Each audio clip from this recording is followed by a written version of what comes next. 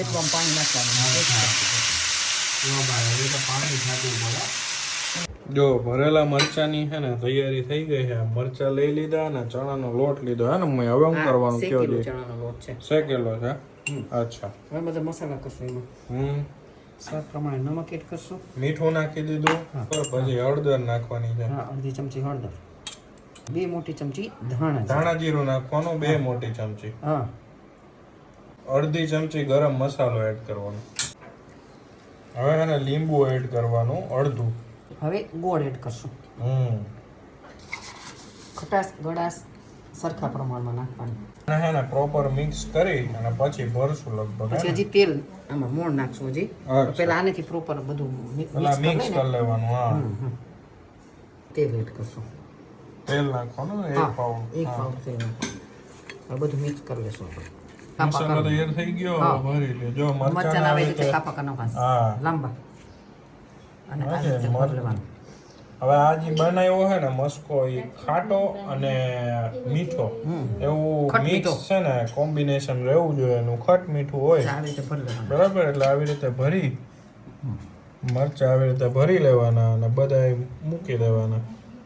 ભરાઈ ગયા. આટલો મસાલો હોય ને ઉપર છાંટશું, વઘારશું ત્યારે. હવે છે ને તેલ લઈ લેવાનું. કેટલા પાવડા તેલ? 3 પાવડા તેલ જોઈએ. ઓકે, 3 તળાઈ જાય સીધા મરચા. ડ્રાય એડ કરી દે.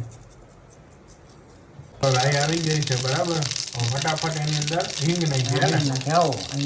હિંગ અને હળદર, થોડી હળદર નાખી અને બધા મરચા છે ને 1 બાય 1 મૂકી દેવાના બરાબર. હવે ધીમે ધીમે જરાક હલાવવાનું એટલે મરચા છે ને પ્રોપર તેલ લાગી જાય બધા મરચા ને અને તરાઈ જાય થોડા થોડા. અચ્છા, હવે પાણી એમાં છાંટવાનું. 1 ચમચી જેટલું પાણી નાખવાનું.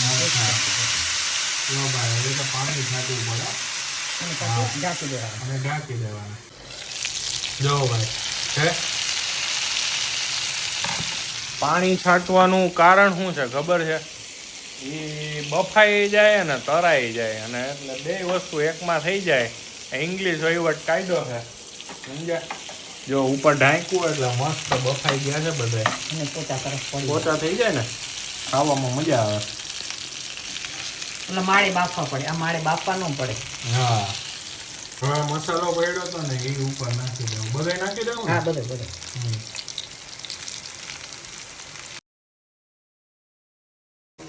અને ઢાંકી દેવું ને હવે. હા, ઢાંકી. હવે થઈ જાય રેડી. જો ભાઈ ભરેલા મરચા છે, જોરદાર. કેટલી કોમેન્ટો આવી હતી કે ભાઈ ભરેલા મરચાની રેસીપી આપો. આજે તો મમ્મીને વહેલો આવી ગયો અને મમ્મીને રિક્વેસ્ટ કરી કે ભાઈ આપણને કરી દો યાર, આપણા ફોલોઅરને જોઈ છે રેસીપી. આવી બધી કાઠિયાવાડી આઈટમોની મસ્ત મજાની રેસીપી લેતો આવીશ ને વ્લોગે ચાલુ કરું છું ભાઈ. પપ્પાના જોક્સ ને એની અંદર બધું આવશે. મોજ કરજો તમે અને કોમેન્ટ કરી દેજો કેવું લાગ્યું.